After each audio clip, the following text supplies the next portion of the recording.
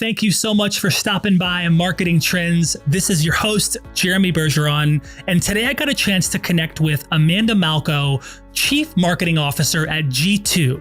We talked about how do brands create repeatable experiences that are authentic and engender loyalty. We talked about how a CMO can be the real catalyst for change in a company, and how in her role, building a really high performance team at the right time is really key. How she hires for what's called stage. And we cover all things marketing, marketing technology. This is a great conversation. I know you're going to love it. So stay tuned and watch the episode. Hey everybody, welcome back to Marketing Trends. This is your host, Jeremy Bergeron, Vice President of Media Strategy at Mission.org. Super excited and honored to have Amanda Malko in the house. She is the Chief Marketing Officer at G2. Amanda, welcome to Marketing Trends. Thanks for having me. Super stoked to have you, Amanda. I want to brag on you a little bit because I as I was mentioning to you before, like your background is super interesting. And so I know that inevitably the marketing leaders and the folks that listen to the show will Google you and check you out. But I just want to brag on you because I think your background's really cool and unique, and I'm excited to unpack it more. So for everyone out there, check out Amanda. This is who I have on the virtual screen today. This is an amazing human. So Amanda, she currently leads, marketing at a scale at G2. But think about her background. She was in charge of marketing, partner marketing, and programs at MailChimp. Right, that was a huge opportunity. Then she was previously the CMO at 360i. Named one of the 25 most influential marketing agencies of the 21st century. They went through an acquisition. She was also the CMO at Tongle, this really cool creative marketplace. They've got like 100,000 plus writers, directors, animators. She's also served as head of marketing at Ignition One, the SaaS tech ad platform. She was the first sales and marketing hire at Massive. She had this video game advertising experience. They were acquired by a small company called Microsoft. You may have heard of them. She's a regular advisor in this space. Amanda knows the know. So Amanda, I'm super excited to have you. I would love to start at the genesis of this for you. I heard that it was it Drucker? Was Drucker the beginning? What was the very beginning of like your interest in the marketing advertising world? What was the first spark that got ignited for you? Drucker's a good one. It was not Drucker though. Ogilvy. It was Ogilvy. It was, yes. How did you know? We do our research, Amanda. I love we do it. our research. Yes, it was David Ogilvy. I remember reading Ogilvy on advertising. So many truisms that still hold up, and just was like, oh, this is something you can do for a living. It sounds pretty incredible. And yeah, here we are.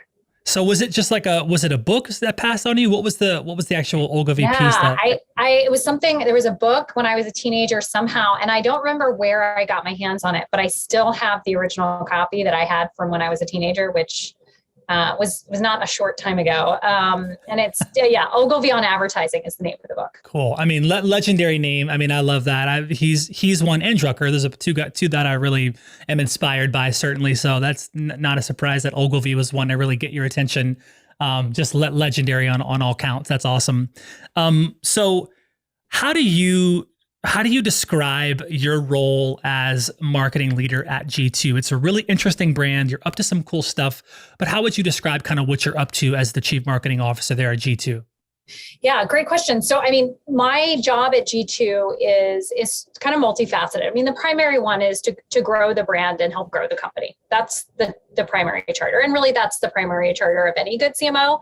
I think our particular focus, though, is unique because we're a two-sided marketplace. And so it's, the core of G2 is we're a software marketplace and reviews site. So if you're a buyer of software, which let's be honest, is most of us these days, then we want G2 to be the most trusted and authoritative place where you can really discover software for your business. And so a big part of my job as CMO is making sure that anyone who's looking for software instinctively thinks G2, I know G2, and I'm going to go do some research and find the right software for my business. So that's the primary charter. And then we've got a number of solutions for software marketers to help them better understand how they can build their products and connect with their customers.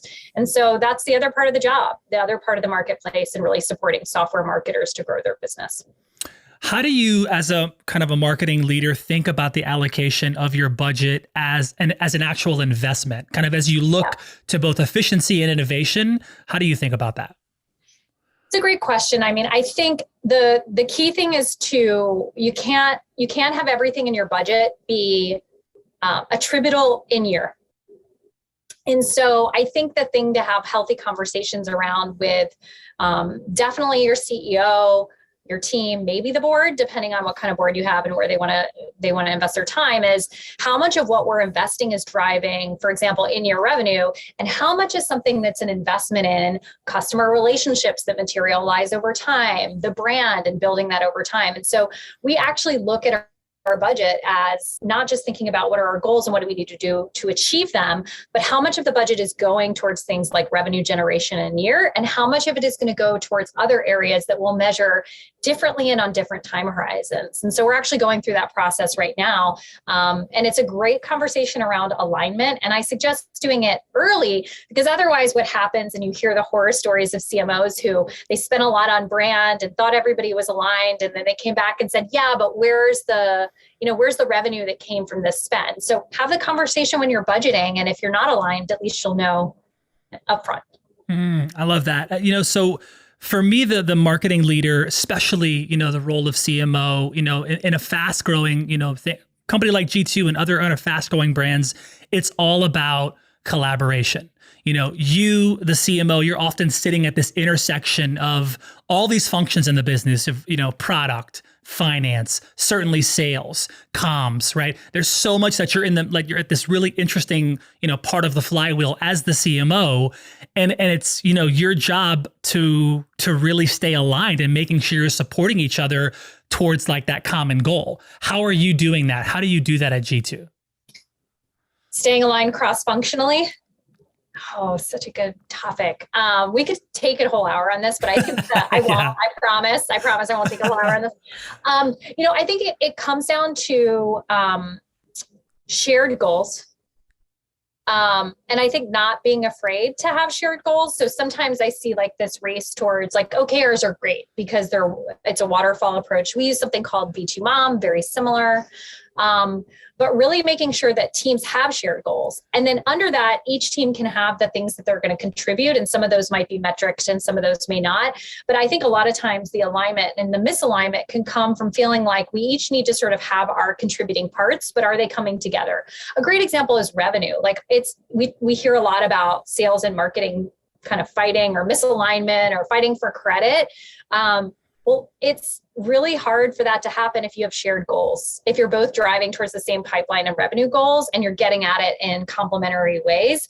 But if you each have your own targets and they don't align at the top, that is where you get a lot of that. So I think the first thing is shared goals. And then I think being really intentional about how you collaborate and check in and are we communicating enough? So I'll give you an example.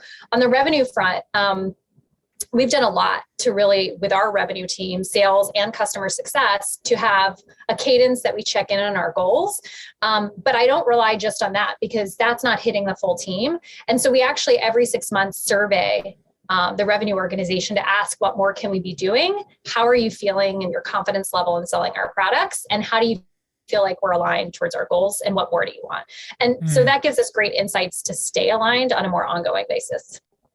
What was your first, because I'm thinking like when I think of a CMO, what's the first 30, 60, 90 days are really critical for your role specifically. Yeah. What was your approach first getting in? And I've heard all kinds of answers from CMOs that in this state. I'm curious, what did you do when you first started? What did your first 90 days look like? So I think any good CMO, you have your 30, 60, 90, you have your plan coming in, your CEO is like, yeah, that sounds good. And then 30 days in, it's like, no, you have to do, that's not the plan anymore, right?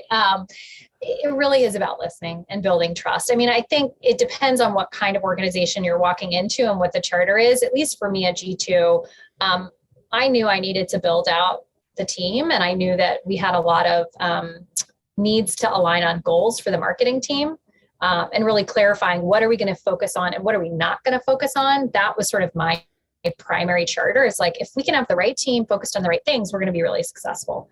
To get there, I really spent the first 30, 60, 90 getting to know the team, both my team and across the organization, and building those relationships and getting to know the customers. So I did actually a listening tour with our top customers. It actually shared out all my notes from what I learned from that with the team, with our broader team. So I think listening and then just being very clear about what do I need to focus on. And for me, it was building out the team, developing the team and really listening to them, and then aligning on marketing goals, because we didn't really have clarity around those. Were they pretty clear on brand? Like, was there a rebrand that happened before you got there, after you got there? Or, okay. Yeah. So it was not, I'm not coming in to like rebrand the company. Like, we've got a great reputation and brand, which is fantastic. It's actually like a CMO dream to come into a place like G2 that's so well known and say, how can we actually take this to the next level?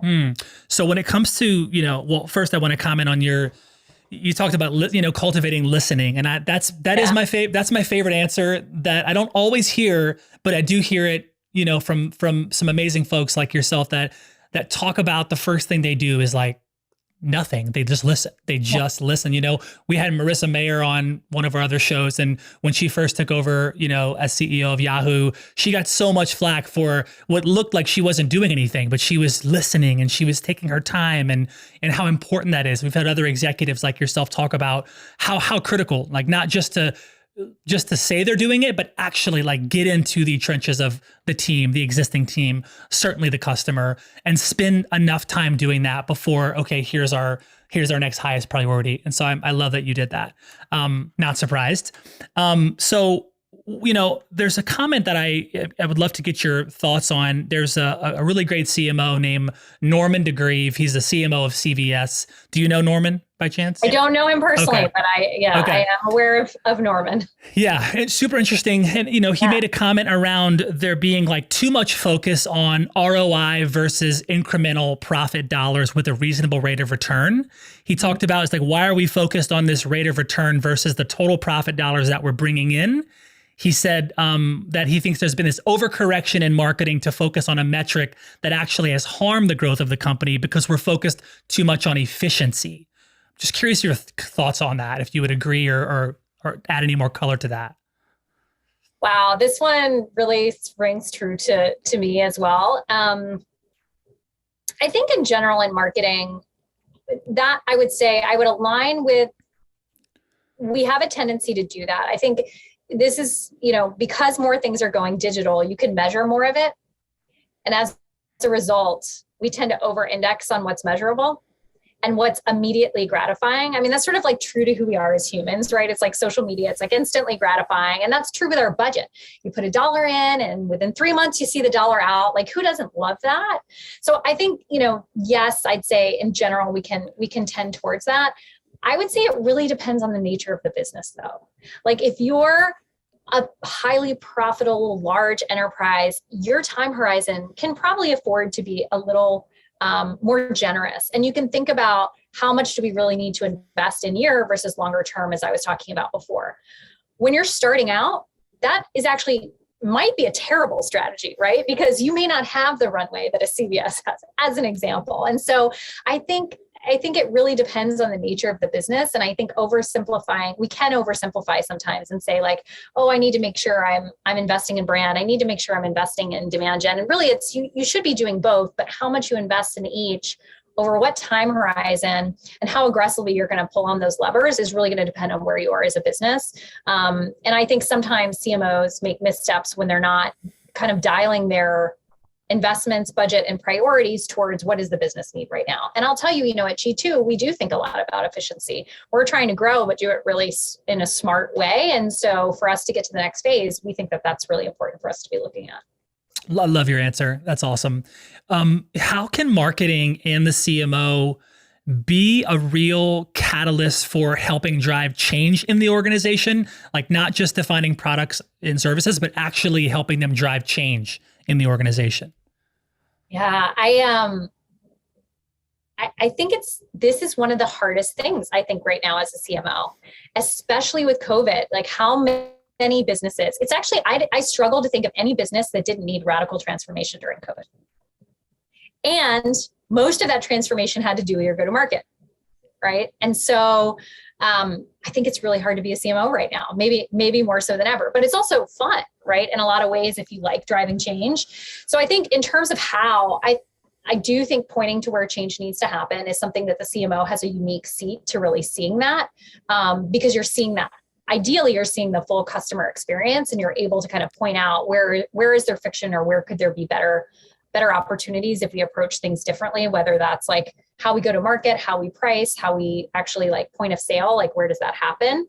And I think, this gets to a question I think you're going to ask later, which is what are the skills you need to be a successful CMO today?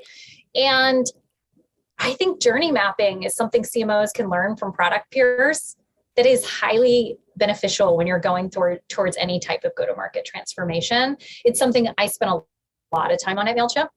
And I kind of walked away going, wow, I don't actually know how I was doing my job without really leaning into mapping out the customer experience and aligning people around that to be successful. On that note of customer experience, I know we've certainly met with a lot of brands that have seemed to double down on customer experience, certainly in the last year and change, where behaviors are different and things are vastly different. Industry agnostic, I think it's impacted everybody. How do you G2, go about doubling down on customer experience? What are some of the things you've done? How do you create these kind of repeatable experiences that are authentic, that really engender loyalty? Yeah, I think it's big and small things. And I'd say we're just on the beginning of our journey and really like taking our experience to the next level. But some examples would be like on our, it's sort of like, don't wait for perfect to get in the way of the good, right? So we're in sort of the two parallel worlds. One is like, what's really not good that we can make better? So an example would be like that experience when you come to our site. How can we use chat or other functionality to give you a better experience when you're looking to review software or buy software, or you just want to talk to someone on the sales side? So we actually just went through we just got a new chatbot on the site and we redid that whole experience. We're going to continue to iterate. It can definitely be better, but things like real-time scheduling, 24/7 coverage so that you can actually talk to someone anytime you want help, no matter where you are in the world. Things like that make a really big difference. We're already seeing a material uptick in our ability to drive really good meetings, conversations, and help buyers through that process. Longer term time horizon, map out like that whole experience from I just heard about G2, where did I hear about G2, all the way through to I am now implementing the software that I discovered and bought on G2. Maybe I got a good deal on G2 deals. Now I'm implementing it. I want to share my experience, like aligning teams around the end-to-end experience of your customer. Long term, you're probably going to have, first of all, hopefully a great vision to align your product sales, marketing, and customer success teams or whomever else is in the process. And you're probably going to find 100 plus things that could be better, which is great, because then you can actually start to think strategically about how do we prioritize this, who needs to do what, et cetera. But I think a lot of times it's easy to be siloed and saying, okay, you go and take this part of the experience, I'll take this. And it's amazing what happens when you kind of take a step back and align the teams around. What are we trying to do here? How do you go about building a high performance marketing team? Like what kind of goes into your thinking around like when you first joined G2, you've assessed the team, you now know kind of what you have at the table. What is kind of your first moves? What priorities are you establishing in terms of the people and the folks that you're building, the team that you're building?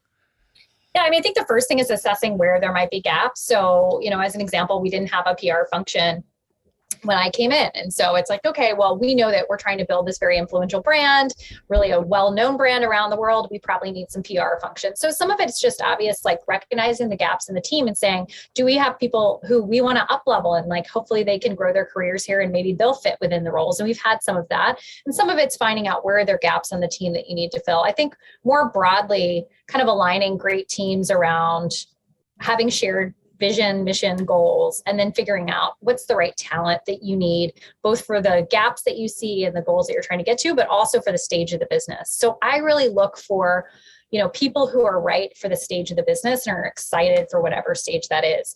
I've worked with very large enterprise companies and I've worked at smaller startups, and you learn a lot about yourself in the process of working at these different size companies. But in my experience, people are at different life stages ready for different size companies and excited about the opportunities and challenges that those companies provide. So I think not just hiring for skill and, skill fit, but also hiring for stage fit is really important.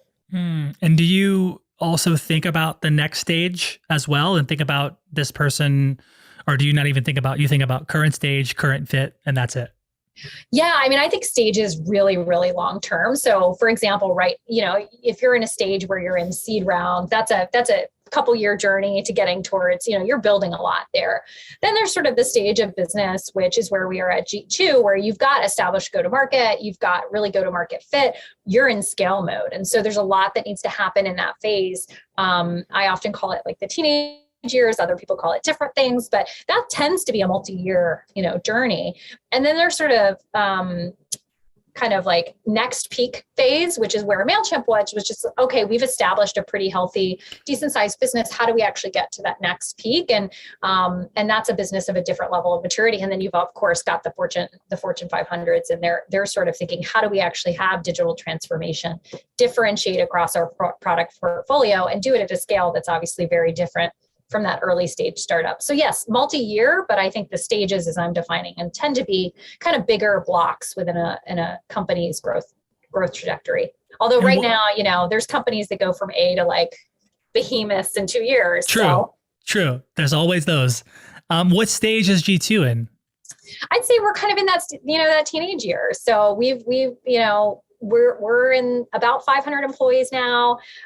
We've raised a decent amount of funding. We're really healthy in terms of the size of our revenue, and we're scaling. And so we're a great place for anybody who really likes that stage of business where you're kind of scaling and you start seeing what worked for you at a certain, earlier stage is not going to work for the go forward. And you put in all kinds of new tools and systems, and it's fun, but fun for someone who's ready for that stage. I like it.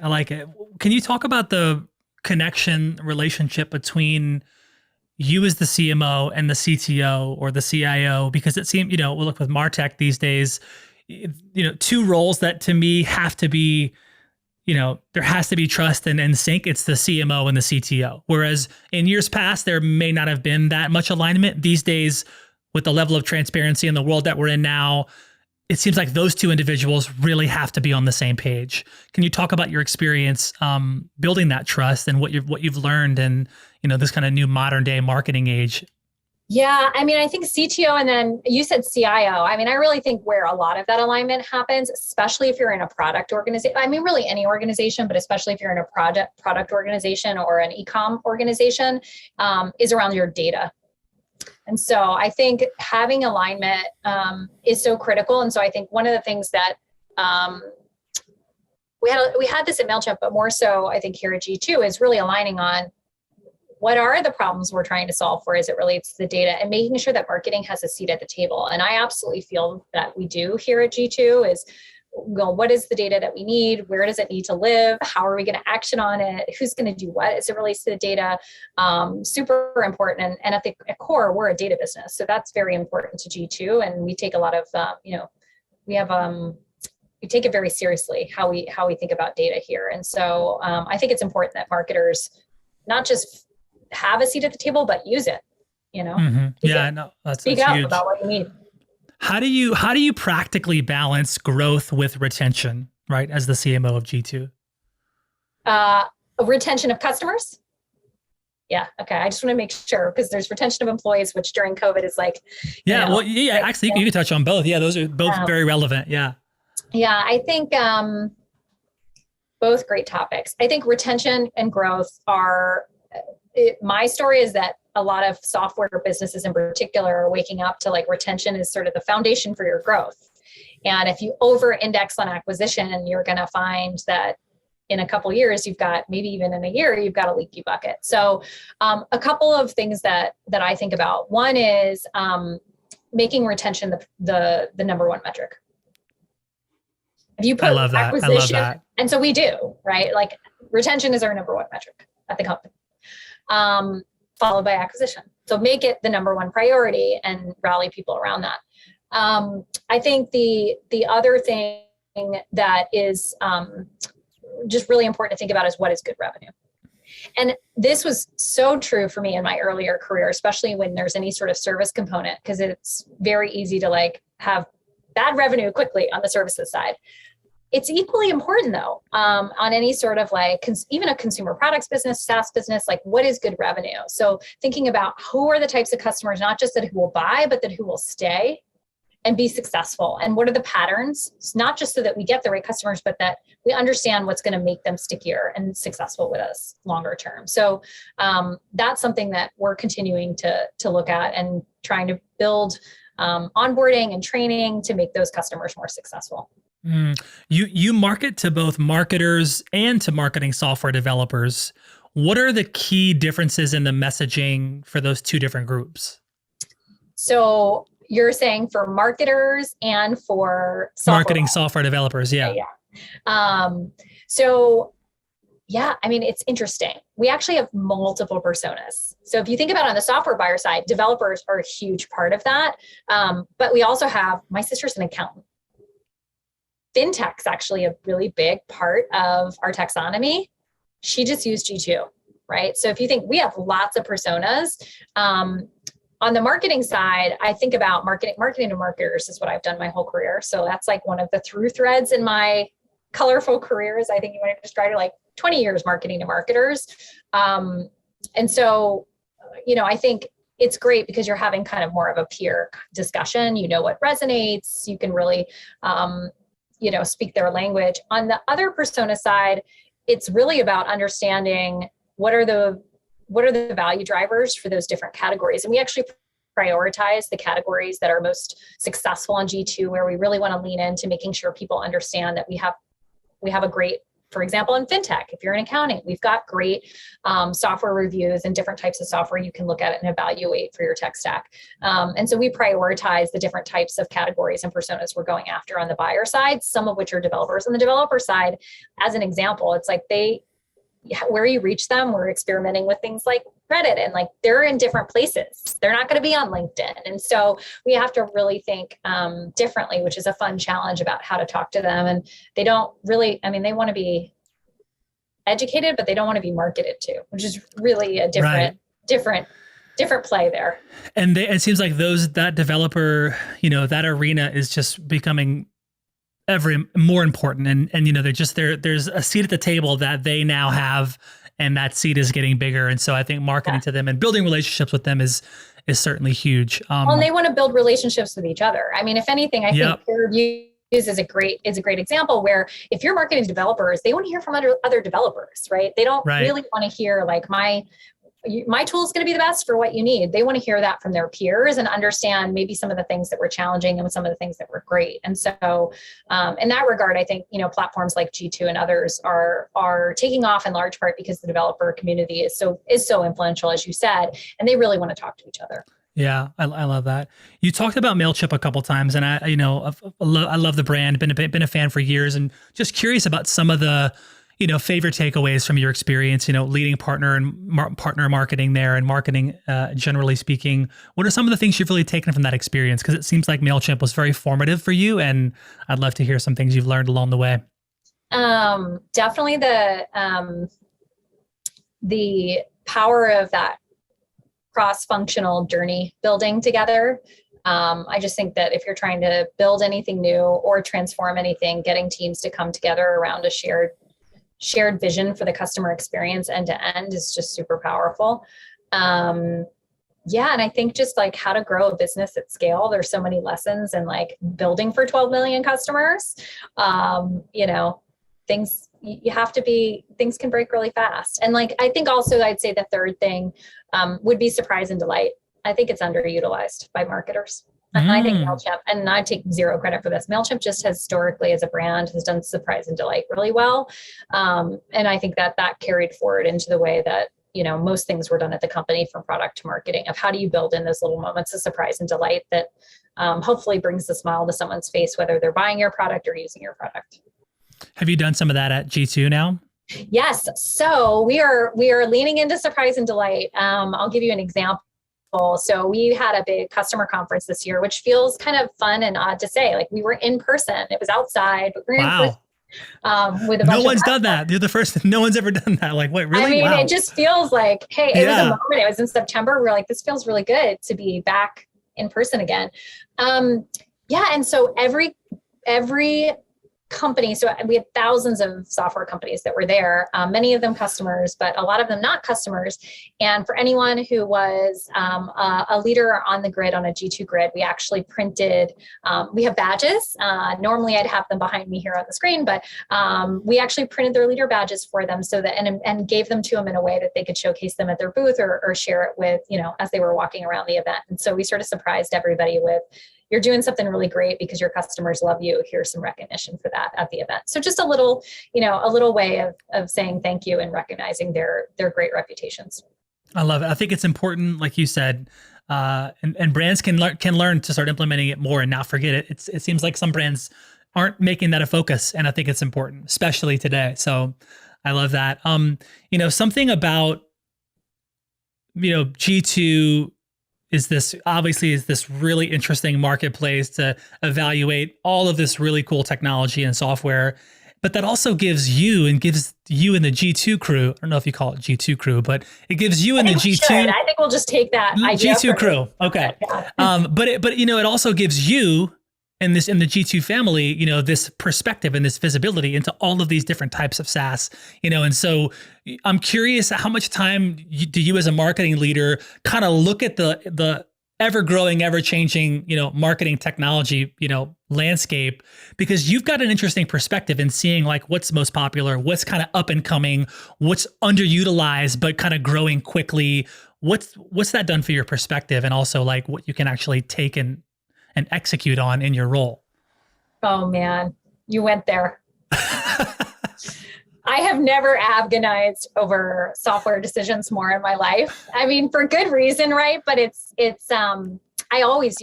been using G2 for a while. So to make the decisions, we obviously look at G2 reviews, and we take that really seriously in our evaluation process. But we have so many great customers. And so I want to use them all, but obviously we don't need 4 of the same thing. And so I will say, we have a pretty high bar for our evaluation process. We take it really seriously. We're neutral, and we don't talk a lot about the software that we use because we want to be very, frankly, there's great software out there for everybody, and it really depends on what you're looking for. But I look at software literally every day. I mean, I could nerd out. I do. I mean, we started to evaluate some things within our organization. And it's like, and the whole world opened up of like, oh man, there's some really great intelligence out there and there's some great ones, And so to your point, can't use them all, love and appreciate them all. And it can also be a lot out of that fire hose. There's so much in the MarTech space, and so I see where do you stop? And like you can build on so many things. And so I actually just earlier today was looking at our software roadmap and like the things that we're bringing on. And I'm very excited about it. And we could talk a long time about all the things that we're looking at, but it's very helpful because we have great partners and customers. And I love that I feel like we get such an insider perspective. And I'm just constantly hearing about software, which I do think is a competitive advantage for any business that's spending, that's digitally led, spend time, probably more of it, looking at software. Yeah, it really puts you and G2 at this really cool intersection. Like, that's where the world's already going and heading, and you get to be at the top being like, okay, here we work with everyone essentially at some level, and you get to be a part of, everyone's success, and also helping your customers be a part of that as well, which is really beautiful. I would imagine that you've had some really cool exposure to, creating a successful survey, right? And maybe can you talk about some of the components that really make for a successful survey, how some of these brands can start to really, because you can do this the right way, I think, and you can do this in the kind of same as lame way that all brands do it. What's some of the kind of things you've learned regarding taking a survey and creating a survey? General? Yeah. Wow. Well, there's so many different reasons to do a survey. We do a lot of them at G2. And I've done a lot of them. I did a lot of them at MailChimp and throughout my career. And it goes back to listening, and I think they're a great tool for listening. I think some best practices are really be focused on what you're trying to achieve, and not just because like obviously any good project should have clear objectives, but in surveys, the longer the survey, the less likely are you to get not just the number of participants, but the quality of the feedback. So really being clear about like what's essential and what's kind of nice to have.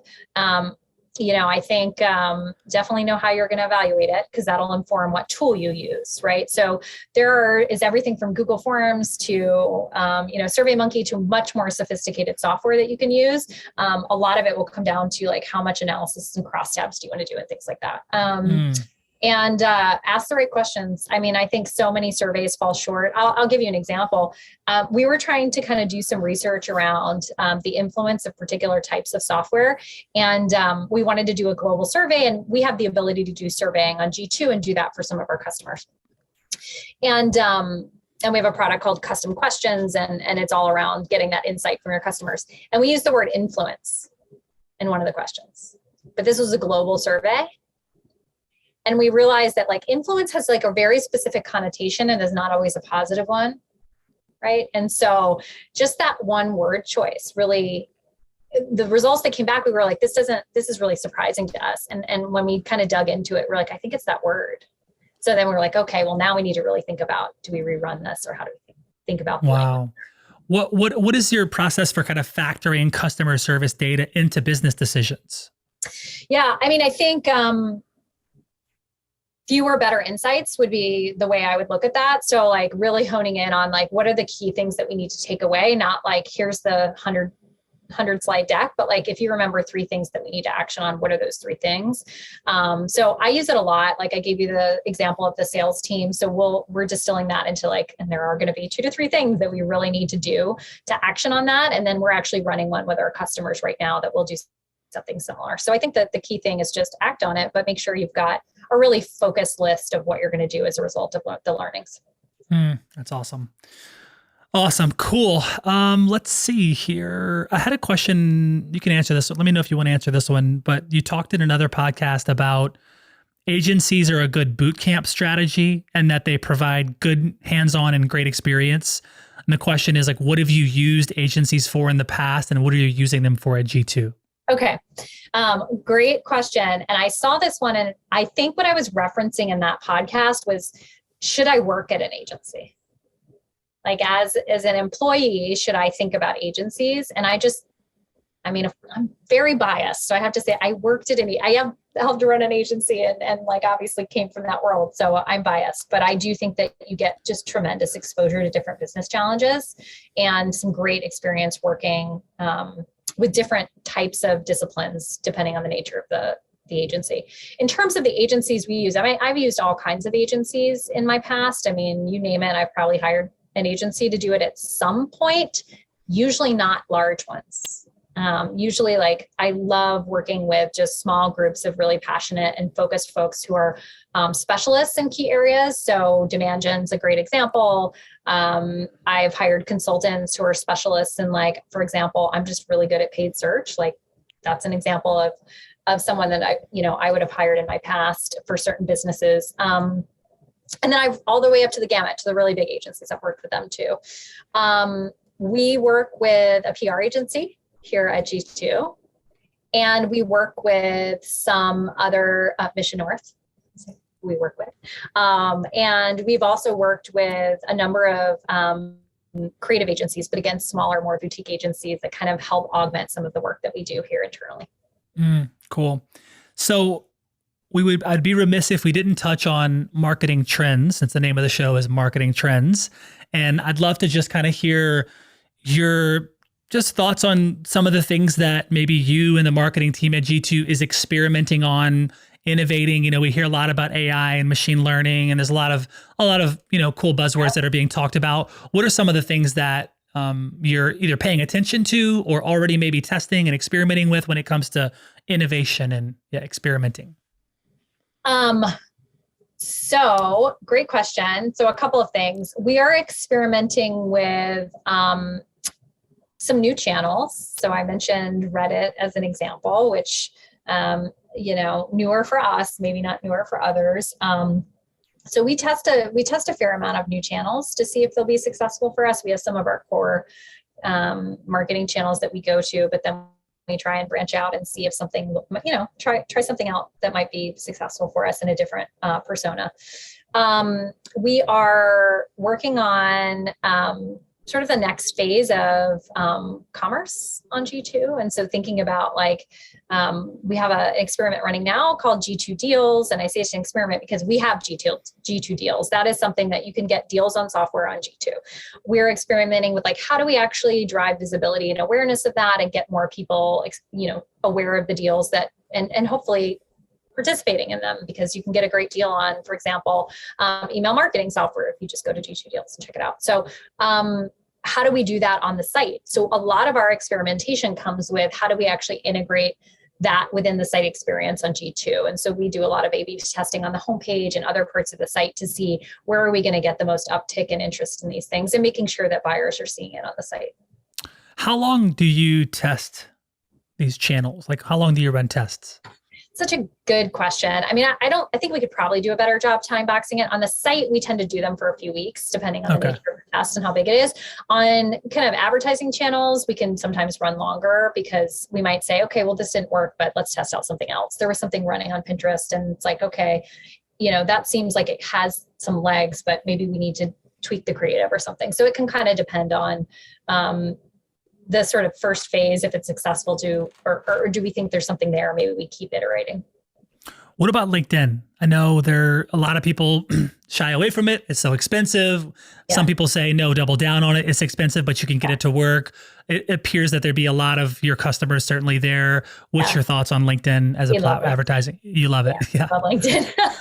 Nice. Yeah. I mean, actually our top most used integration at G2 is with LinkedIn. Wow. Yeah. Wow. So we have, you can get buyer intent data from G2. So all the great software buyers who are coming to G2, you can get intent data. You can buy that from us and see who's looking for software in your category, your competitors.